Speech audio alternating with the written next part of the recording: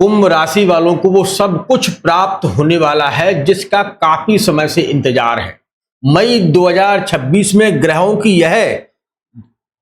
की यह पोजीशन बता रही है कि आपको वो सब कुछ प्राप्त होने वाला है जिसका आपको काफी समय से इंतजार है। क्योंकि ग्रहों की पोजीशन को आप गौर से देखिएगा, सारे के सारे ग्रह गोचर के हिसाब से आपकी कुंडली के इस समय एक साइड में बैठे हैं और एक साइड में कोई भी ग्रह नहीं है। ये एक अलग पोजीशन पर ग्रहों की पोजीशन है आपकी कुंडली में। केंद्र और केंद्र, ये तीन ग्रह जब केंद्र में कोई ग्रह ऐसे मजबूत आ जाते हैं तो निश्चित तौर से वो सब कुछ प्राप्त करवा जाते हैं जिस पर आपका हक है, जिसके आप ही हकदार हैं। यूनिवर्स आपको बहुत ही शुभ संकेत दे रहा है जो कि ग्रहों के माध्यम से मैं आपको बताने वाला हूं। क्योंकि बुध शनि के साथ में सूर्य मंगल की युक्ति और शुक्र आपके सुख भाव में 4th हाउस में, पंचम में गुरु और केतु आपके जो है 7th हाउस में बैठे हैं। यह गोचर के हिसाब से मैं बता रहा हूं। 1 मई से लेकर 30 मई के बीच में एक नहीं, दो नहीं, 3 ग्रह अपने अपने ग्रह परिवर्तन करने वाले हैं और वो अपने उच्च स्थान पर आने वाले हैं। और उनके प्रभाव से मई के महीने में आपको क्या क्या प्राप्त होगा, आपको हानि हो रही है या लाभ, आपका व्यापार कैसा चलेगा, आपकी नौकरी में क्या तरक्की प्राप्त होगी, आपका वैवाहिक जीवन कैसा रहने वाला है, सारी की सारी बातें खुलकर बताएंगे और एक एक ग्रह के बारे में आपको बहुत ही बारीकी से समझाएंगे। तो बने रहिएगा। वीडियो 15 से 20 मिनट का हो सकता है क्योंकि छोटे वीडियो में मैं आपको समझा नहीं सकता, ना ही आप समझ सकते हैं। मैं गहराई से समझाने की कोशिश करूंगा, इसलिए आप कुछ देर मेरे साथ रहिएगा और राहु केतु शुक्र मंगल सूर्य की युक्ति के बारे में आप जानिएगा। यह 30 दिन आपके लिए कहीं ना कहीं चमत्कार छुपा है। मैं सच कह रहा हूं, वह चमत्कार आपके साथ हो सकता है अगर आप इन्हें समझते हैं और जानते हैं। तो जानने से पहले मैं अपना इंट्रोडक्शन दे दूं। मैं हूं पंडित आर के पाठक और आप देख रहे हैं अपना ही यूट्यूब चैनल आलिस बेल राशि पर। कुंभ एक्वेरियस कुंडली में सभी 11वें नंबर की राशि कुंभ होती है। इस समय शनि के प्रभाव से पीड़ित हैं। आज से नहीं, 4-5 साल से यह पीड़ित चल रहे हैं। हर कार्य इनका डिले हो रहा है, नौकरी हो, व्यापार हो, वैवाहिक जीवन हो, अस्त व्यस्त हो गया है। अपनों से जो है अपने ही जो है इस समय बहुत गलत दृष्टि से देख रहे हैं। किसी का कर्ज देना है, किसी को कर्ज लेना है, कुछ नहीं मिल रहा है। लेकिन दोस्तों, ग्रह ये बताते हैं कि आपको क्या करना चाहिए, आपको करना भी है उस चीज को। मैं कुछ रेमेडी भी आपके साथ में शेयर करता हूं, उनको आप किया करें। छोटी छोटी रेमेडी होती हैं क्योंकि हम ग्रहों को कुंडली के माध्यम से समझ लेते हैं, लेकिन हम उनके हिसाब से उनकी पूजा अर्चना नहीं कर पाते। ग्रह सब हवन पूजन के भूखे होते हैं। ये कोई खाता नहीं है ग्रह, या कोई खाता है, इसको तो सिर्फ हवन पूजन किया जाता है। इनकी जो है हवन पूजन आपने सही ढंग से करवा लिया या कर लिया तो निश्चित तौर से ग्रहों के प्रभाव बदल जाते हैं। जो आज पृथ्वी पर जितने भी ब्राह्मण हैं, जितने भी बड़े बड़े तीर्थ स्थल हैं, उन पर आप देखिएगा दिन प्रतिदिन लोग जा रहे हैं अपनी समस्याओं को लेकर और अपनी पूजन करवा रहे हैं, हवन करवा रहे हैं। इसी के लिए मैं कहता हूं कि आप भी सुन लिया करें। छोटे छोटे से मैं उपाय बताता हूं, इन्हें आप घर में ही कर लिया करें तो इनके लाभ बहुत अच्छे प्राप्त होते हैं। मैं आपको कोई भी ऐसी उपाय या रेमेडी गलत नहीं बताता हूं जो आप नहीं कर सकते हैं। कोई भी कर सकता है, स्त्री हो या पुरुष, आप छोटे छोटे उपाय घर में ही कर लिया करें। चलिए शुरुआत करते हैं और ग्रहों से। देखिए, राहु आपके लगन में बैठा है और आप अभी से नहीं, 2025 से ही बैठा है। लेकिन एक बीच में समय आया था, फरवरी, मार्च और अप्रैल, वहां पर राहु मंगल के साथ में था, राहु सूर्य के साथ में था। अब ये बताइएगा, ये राहु है, ये मायावी है, ये पसंद नहीं करता है मंगल को, पसंद नहीं करता है सूर्य को, पसंद नहीं करता है चंद्र को। ये 3 ग्रह और चौथे गुरु से संबंध है लेकिन पसंद नहीं करता है। अब आप अंदाजा कर लगाइएगा कि आप जिसे पसंद नहीं करते हैं उस घर में आपको जाकर 2 महीने के लिए छोड़ दिया जाए।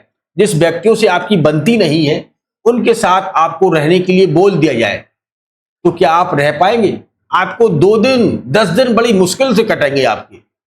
आप कहेंगे मुझे यहां से निकाल दो, कहीं और रख दो, तो मैं रह लूंगा, गरीबी में रह लूंगा, लेकिन उनके साथ नहीं रहूंगा जिनसे हमारी 1 सेकंड नहीं बनती है। वही समय था मार्च, अप्रैल और फरवरी का, जो अभी बीत गया है। राहु सूर्य के साथ में था, राहु मंगल के साथ में था, तो राहु के प्रभाव बदल गए थे। जो करना चाहिए था वो नहीं कर पा रहा था। राहु आपकी ही राशि में, शतभिषा नक्षत्र में और कुंभ राशि में उच्च स्थान पर होता है, और वही राहु अभी जो है अपने वापस वही अंदाज में आ गया है। कोई खिलाड़ी होता है, देखते ना, उसमें फॉर्म से चला गया है, उसका फॉर्म वापस चला गया है, वो 1 बॉल पर 2 बॉल पर आउट होता है, और अगर वही फॉर्म वापस आ जाता है खिलाड़ी का, तो वो T20 में शतक मारने लगता है।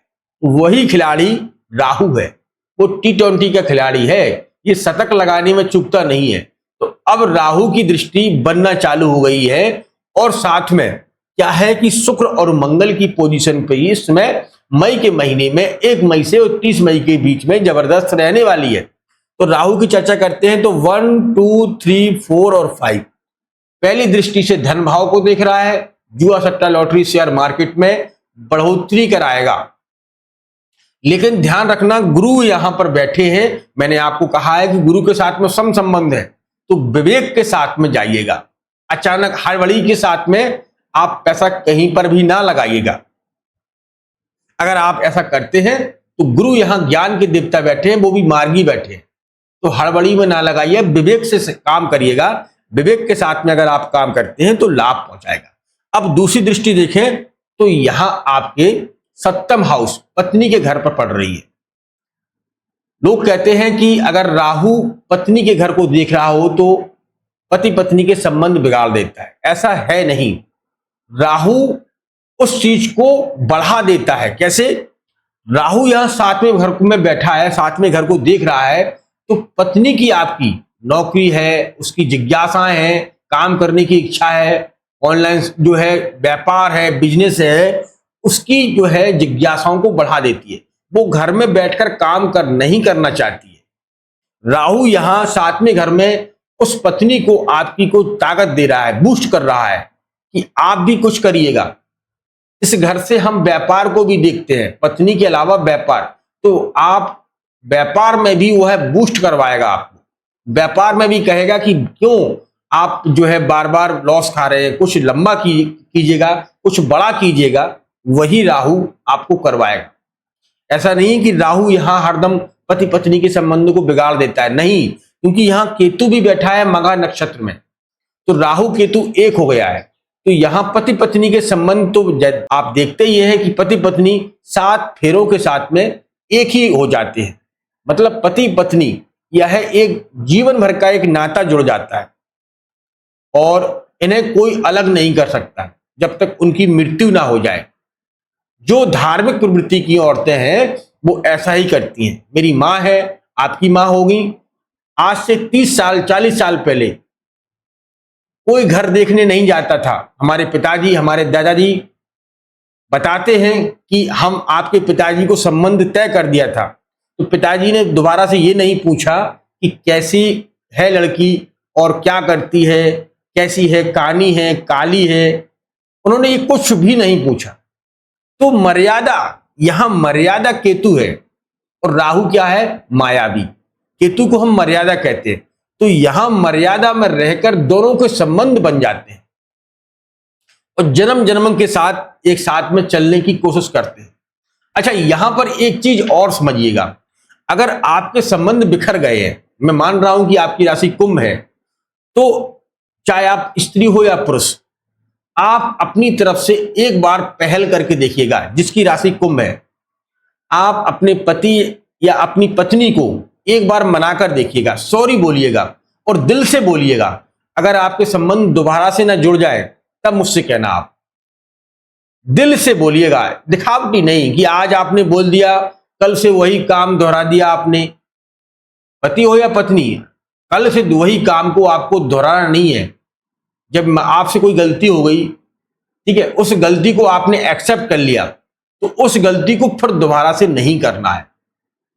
बस आप देखिएगा दोबारा से आपके संबंध जुड़ जाएंगे। केतु धर्मात्मा है, ज्ञान है, ये राहु में मान सकता हूं मायावी है, तो ये जब एक जुड़ जाते हैं तो यहां के रिजल्ट अच्छे प्राप्त होते हैं।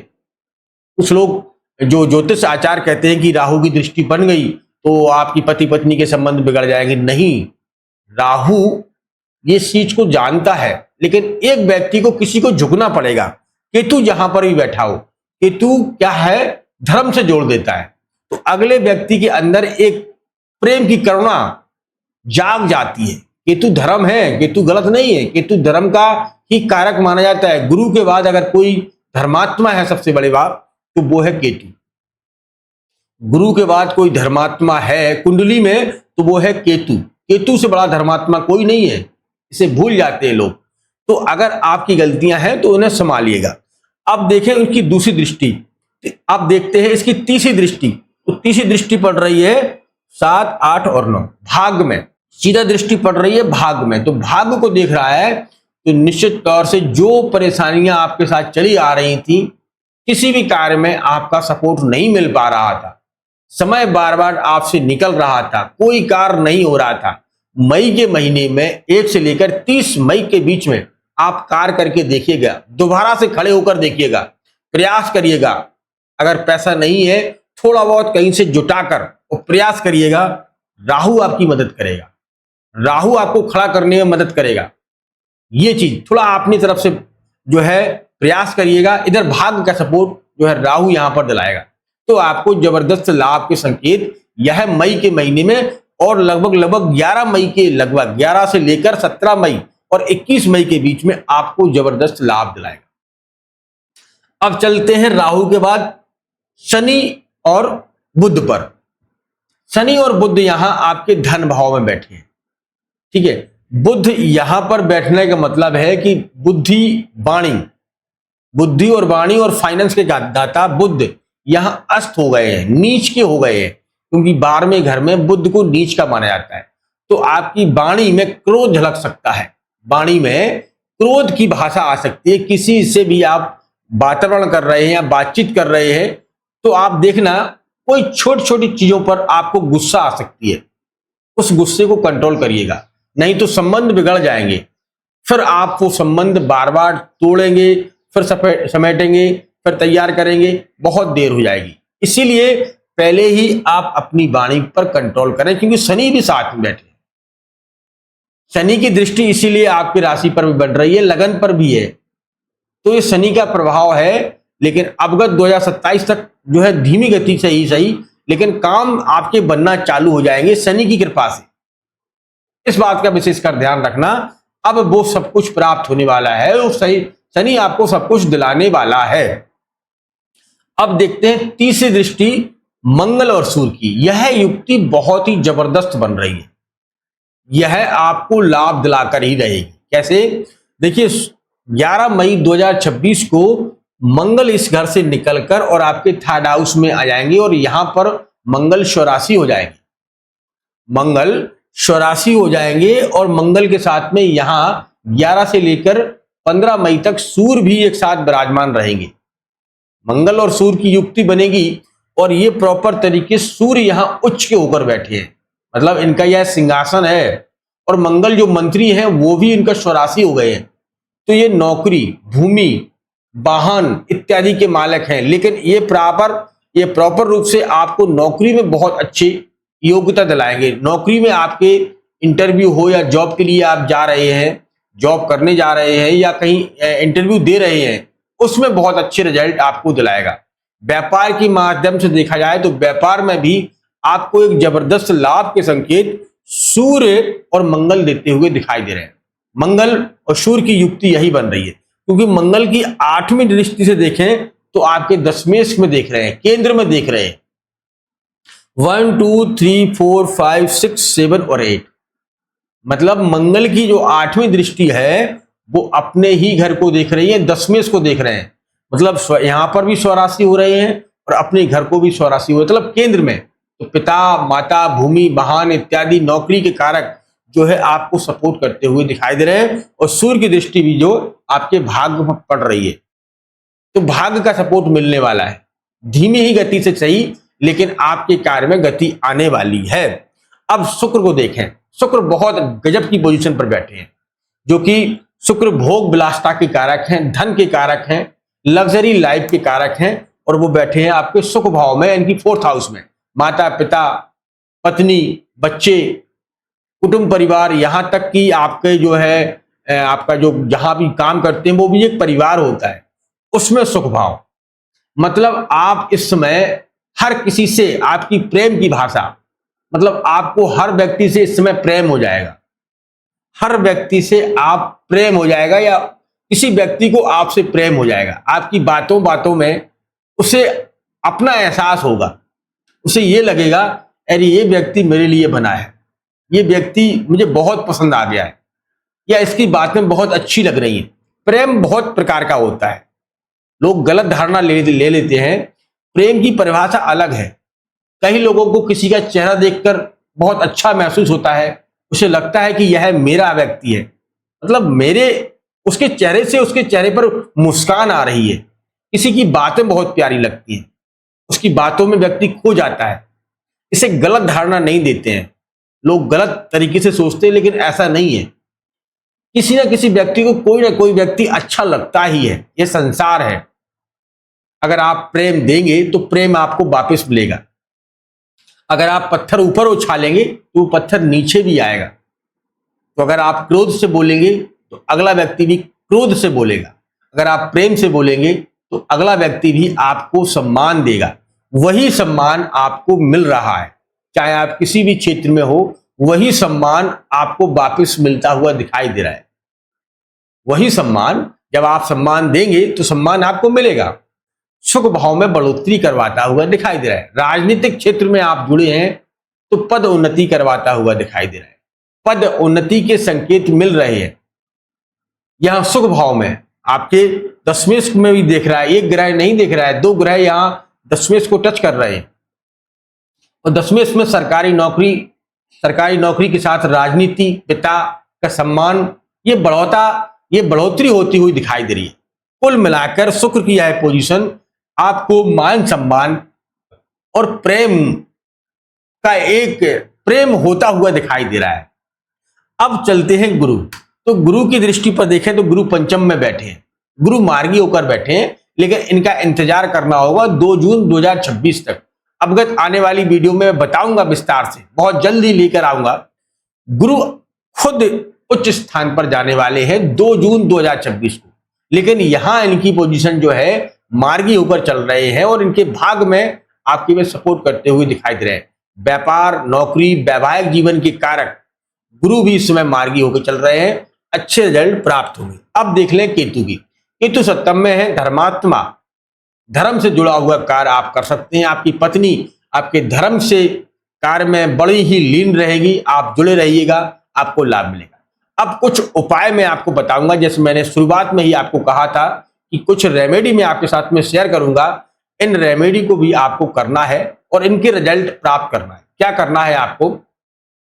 देखिए, राहु के लिए सबसे पहले आपको क्या करना है, अगर जहां पर भी चींटियां हो वहां पर एक आप मिट्टी का घड़ा लेना, मिट्टी का घड़ा, उसमें छोटे छोटे से छेद कर देना चारों तरफ से, ठीक है। ऊपर से आप उसको बंद कर देना, किसी से ढक देना। उसके अंदर आटा, जो खाने वाला आटा होता है, उस आटे को रख देना। साथ में चीनी, शक्कर, जो जानते हैं शुगर, उसको डाल देना, थोड़ा सा घी डाल देना, और मेवा, मिष्ठान जो होता है, गरी होता है, जो काजू किशमिश, इसको मेवा बोलते हैं, उस मेवा को भी उसमें भर देना, और उसको बंद करके छोटे छोटे से छेद कर देना, और किसी पीपल के पेड़ के पास जाकर वहां उसको गाड़ देना, गड्ढा खोद के, और रख देना। इसे आप किसी भी गुरुवार के दिन कर सकते हैं, ऐसा कर सकते हैं। और दूसरा उपाय आप सुन लीजिएगा, अपने ऊपर से शनिवार के दिन काली उर्द होती है, उर्द की दाल होती है, काली उर्द, उसको 7 बार, एक मुट्ठी में उर्द की दाल लेकर अपने ऊपर से 7 बार एंटी क्लॉक घुमा के आप इसे ले जाकर, काली गाय हो, सुनना, काली गाय, जहां पर भी काली गाय मिले शनिवार के दिन, उस मिट्टी को अपने ऊपर से 7 बार घुमा देना। जिसकी भी राशि कुंभ राशि है उसके लिए अलग से उपाय करना। एक ही मुट्ठी को आपको 2 लोगों के ऊपर से नहीं घुमाना है, बात को ध्यान रखना। नहीं तो आपके बच्चे की राशि भी कुंभ राशि है, आप उसके भी सिर से घुमा दें। नहीं, एक व्यक्ति को ही एक शनिवार को, अगर आप दूसरे व्यक्ति हैं, आपकी राशि कुंभ राशि है, तो आप अलग से करिएगा। ठीक है, आप इसे मुट्ठी में दाने लेकर 50 ग्राम 100 ग्राम हाथ में रख के, दाहिने हाथ में, इसको अपने ऊपर से 7 बार एंटी क्लॉक घुमा के, और किसी भी गाय का मतलब काली गाय, उसे वो मिट्टी वहीं जाकर खोलना है और वो जो है उड़द की दाल उसको खिला देना। ऐसा आप 11 शनिवार करके देखिएगा। 11 शनिवार मैं दावे के साथ कह सकता हूं कि वो सारी की सारी समस्याएं आपकी समाप्त हो जाएंगी। धन से, वैवाहिक जीवन से, व्यापार से लेकर, व्यापार में कोई समस्या है, धन के आगमन के स्रोत रुके हुए हैं, ये आप करके देखिएगा। आपको शनि की कृपा प्राप्त होगी और आपके घर में नई ऊर्जा प्रवाहित होने लगेगी। अगर कोई पितृदोष या लगा हुआ है या कोई समस्या है, इस उपाय को करके देखिएगा। मैं कह सकता हूं कि इस उपाय को करने से ही आपको बहुत कुछ प्राप्त होगा। तो दोस्तों, यह वीडियो आपको कैसा लगा मुझे कमेंट बॉक्स में लिखकर बताइएगा। अगर कोई प्रश्न है, अगर आप कुंडली दिखवाना चाहते हैं, तब भी आप जो है मुझे व्हाट्सएप नंबर पर संपर्क कर सकते हैं। दोस्तों, मिलते हैं बहुत जल्दी, तब तक आप अपना ख्याल रखें, सुरक्षित रहें। धन्यवाद और जय श्री राम, जय जय श्री राम।